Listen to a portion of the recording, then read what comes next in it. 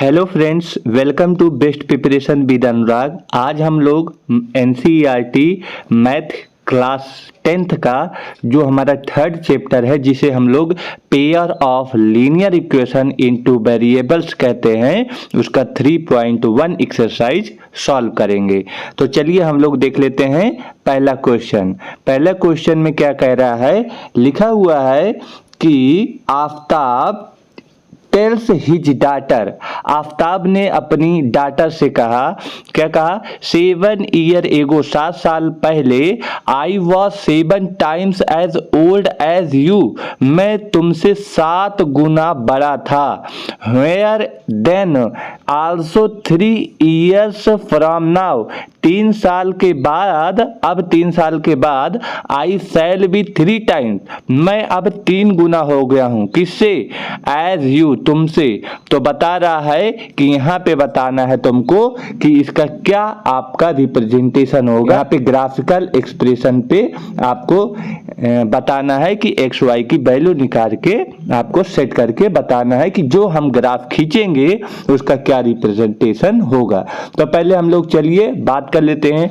तो यहाँ पे दो लोग हैं, एक है, आप लोग देखिए, एक आफ्ताब है और दूसरा उसकी डाटर है। तो मुझे बोल रहा है कि 7 साल पहले 7 गुना मैं तुमसे बड़ा था, लेकिन ये बताओ कि अभी वर्तमान में इस टाइम पे आफ्ताब कितने साल का है, बता सकते हो? नहीं बता सकते हो तो यहाँ पे लेट, मुझे लेट करना पड़ेगा। Let the age, present age of Aftab is x, let the present age of Aftab is कितना मान ले रहे हैं, एक्स ईयर, और वहीं पे उसकी डाटर का तो लिख देंगे द प्रेजेंट एज ऑफ, कौन, डाटर, उसकी जो डाटर है उसका एज कितना हो जाएगा, तो यहाँ पे लिख देंगे वाई ईयर्स, ठीक है ना। तो डाटर का वाई ईयर हो गया और आफ्ताब का एक्स ईयर हो गया। अब यहाँ पे बोला 7 ईयर एगो, जब भी एगो की बात देगा ना तो आपको सब्ट्रैक्ट करना है।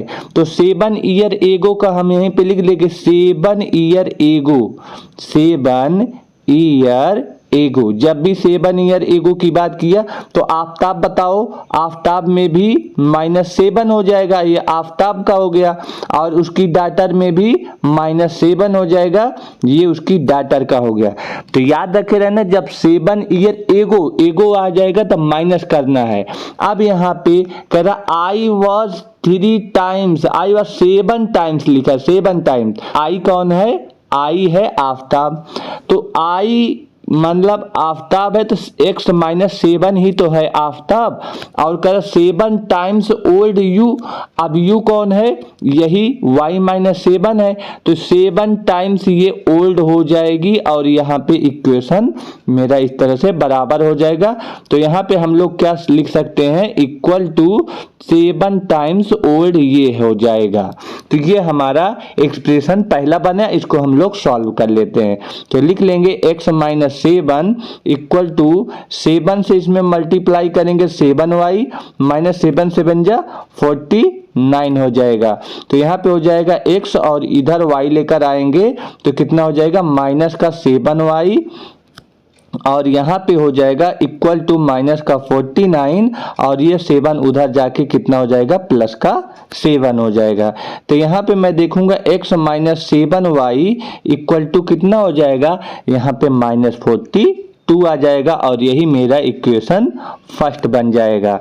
इतनी बात अगर आपको समझ में आई तो आगे हम लोग चलते हैं। कह रहा है 3 इयर्स नाउ ना, जब भी नाउ बोलेगा तो हम लोगों को क्या कर लेना है, यहाँ पे प्लस करना है। तो यहाँ पे देख लीजिए, अब यहाँ पे x था तो उसमें 3 इयर्स नाउ, तो x प्लस कितना हो जाएगा 3, y वाले में भी कितना हो जाएगा y प्लस 3।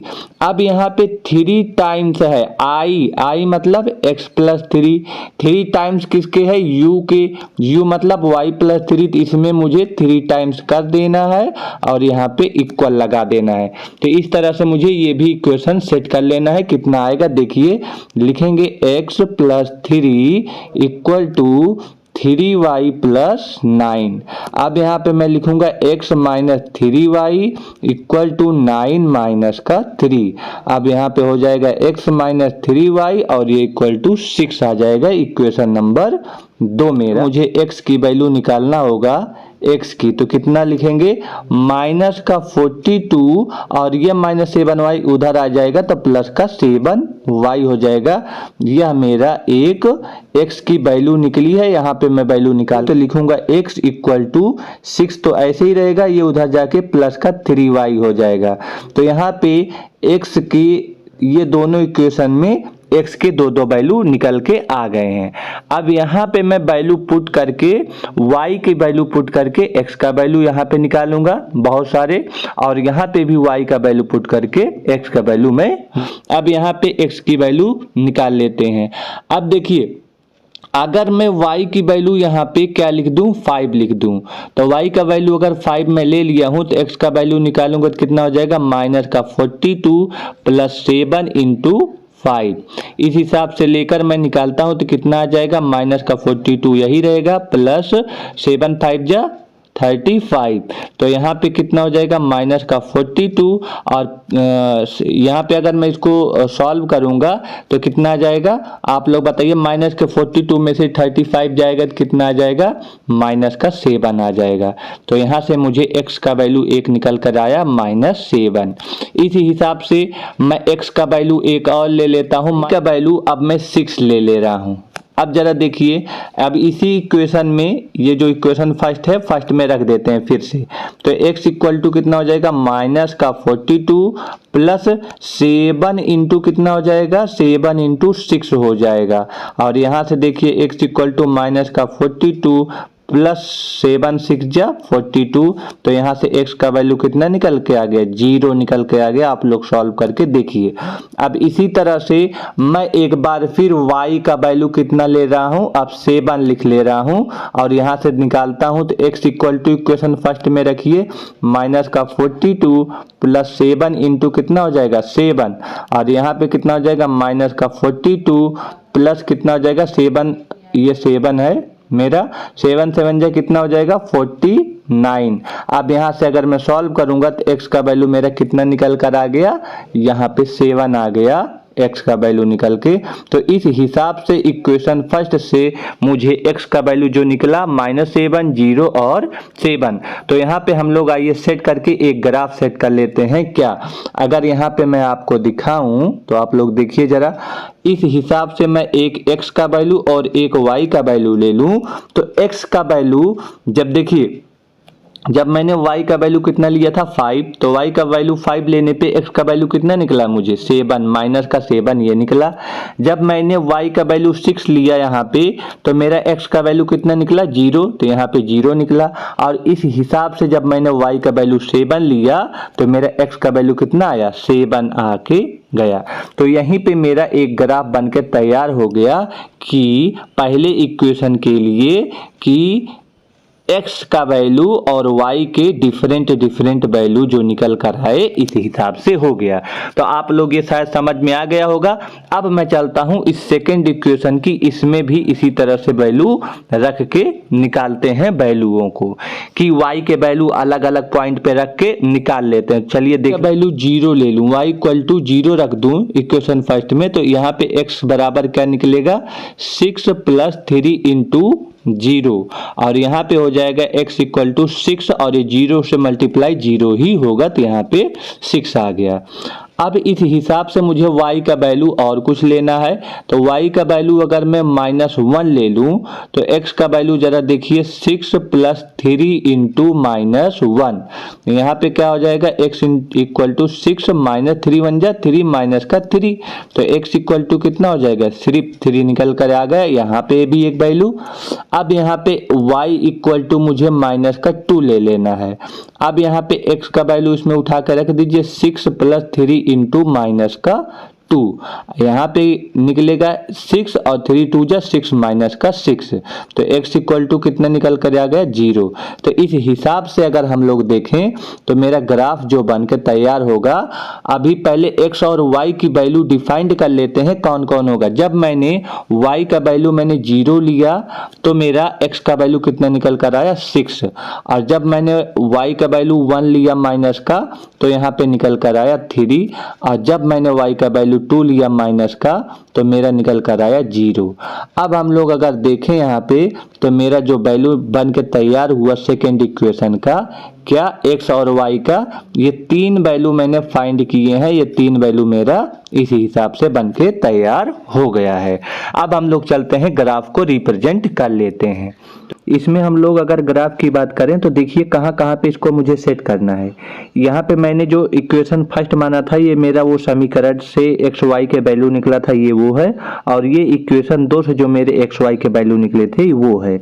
अब इस तरह से आपको ग्राफ खींच लेना है अपनी कॉपी में, एक एक्स एक्सिस का ऐसे इधर एक्स लिखेंगे और इधर एक्स डैश लिखेंगे, और एक इस तरह से आपको ग्राफ खींच लेना है, इधर वाई लिखेंगे और ये वाई डैश लिखेंगे। एक्स एक्सिस की तरफ देखिए 1 2 3 इस तरह से प्लस में लिखेंगे, माइनस एक्स डैश में माइनस में लिखेंगे, -1 -2। इसी तरह से वाई एक्सिस की तरफ 1 2 3 प्लस में लिखेंगे और वाई डैश में वैल्यू माइनस में लिखेंगे। अगर ये सारी चीजें आप लोगों ने अच्छे से कर लिया है तो फिर अब चलिए हम लोग ग्राफ को रिप्रेजेंट कर लेते हैं कि किस तरह से हम लोगों को करना है।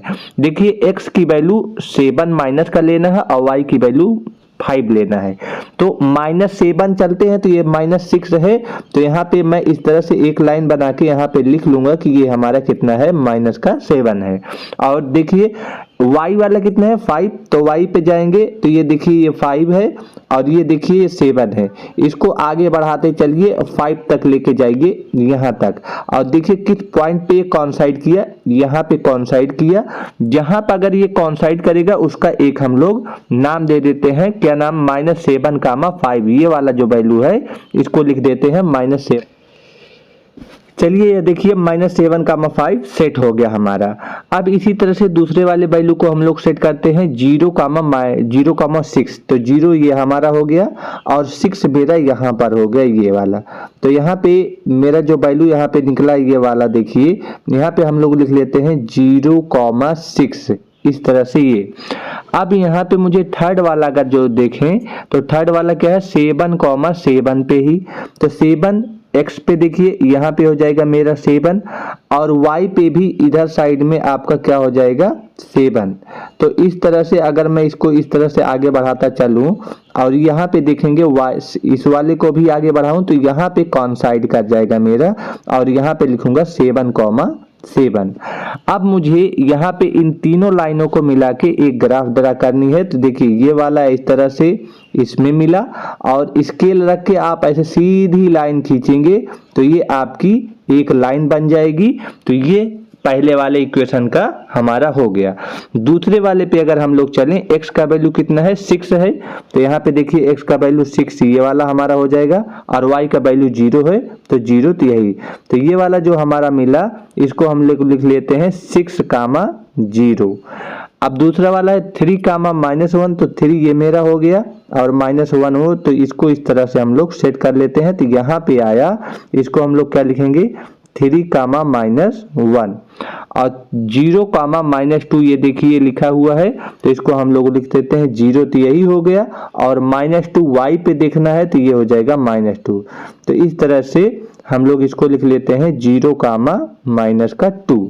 अब इसको लेकर भी मुझे एक ग्राफ प्लॉट करना है, तो देख लीजिए एक पॉइंट ये हुआ, एक पॉइंट ये हुआ, एक पॉइंट ये, तीनों को लेकर अगर मैं एक ग्राफ बनाऊं तो इस तरह से एक स्केल से इस तरह से एक ग्राफ हमारा जाएगा।